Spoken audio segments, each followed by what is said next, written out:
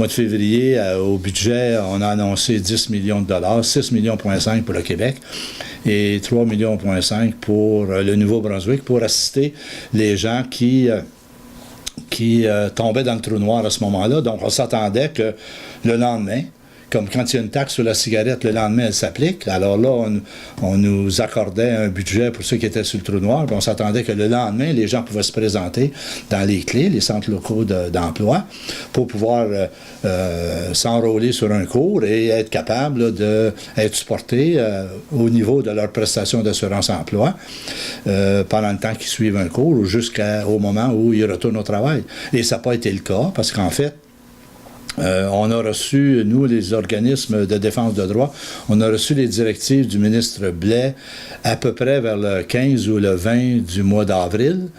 Et c'était au même moment que les clés, les centres locaux d'emploi, ont reçu les mêmes instructions. Donc, ça veut dire entre l'annonce du budget au mois de février et le 15-20 du mois d'avril, il n'y a pas personne qui a pu bénéficier de cet argent-là en prestation d'assurance-emploi parce qu'ils étaient dans le trou noir.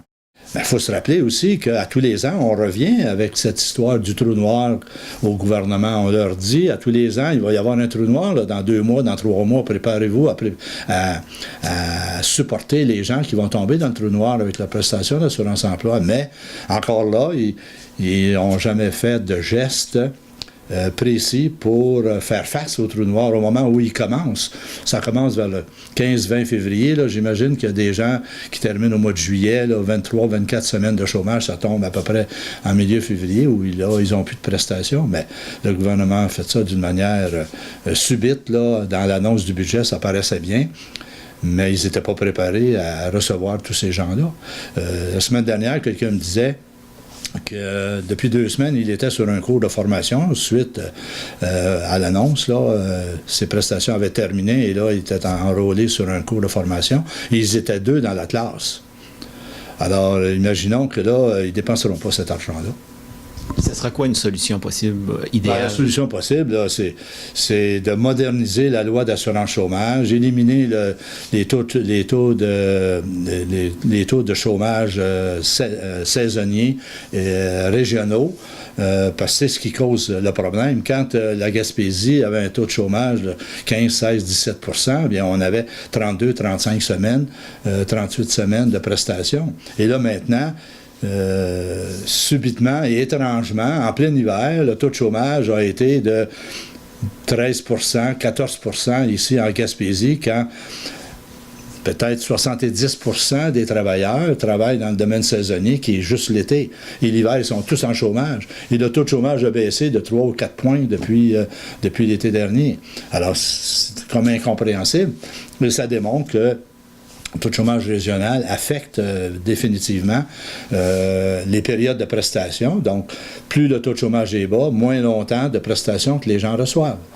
Donc, il faut ajuster et trouver une solution à ce que les gens qui payent pour avoir une assurance contre le manque de travail, qui puissent retirer les prestations pour lesquelles ils payent toute l'année jusqu'au moment où ils retournent au travail. Donc, il faut faire une refonte de la loi, adopter la loi aux réalités du travail des années 2015-2018, là, parce qu'il y a beaucoup de travail temporaire, beaucoup de travail sur de contrats de courte durée, de remplacement. Les compagnies, de plus en plus, engagent de moins en moins à temps plein, engagent des 20 heures semaine pour éviter que les gens se qualifient au syndicat et ainsi de suite. Donc, on comprend aussi que les employeurs bénéficient de cet avantage-là, de pouvoir les faire travailler juste 20 heures semaine. Et quelqu'un qui travaille 20 heures semaine pendant 20 semaines, là, ça ne fait pas beaucoup d'heures et ça ne fait pas beaucoup de prestations à recevoir. Donc, il faut faire une refonte de la loi d'assurance chômage qui date de 1941. Alors, pensons-y bien, là, qu'il y a eu tellement de changements jusqu'en 1980. Il y a eu des changements pour améliorer, accepter plus de gens sur les prestations d'assurance-emploi. Et depuis 1980, avec l'accord du libre-échange, on était accusé de subventionner indirectement les employeurs qui pouvaient conserver leurs employés d'une année à l'autre à cause qu'ils étaient supportés en hiver avec l'assurance-emploi. Donc là, on a commencé à couper dans la loi d'assurance chômage et on a coupé drastiquement, puisque actuellement, à peine 45% des gens qui cotisent ont droit de retirer des prestations d'assurance-emploi à cause de toutes les coupures et les restrictions et l'application sévère de la loi, ce qui n'était pas le cas autrefois.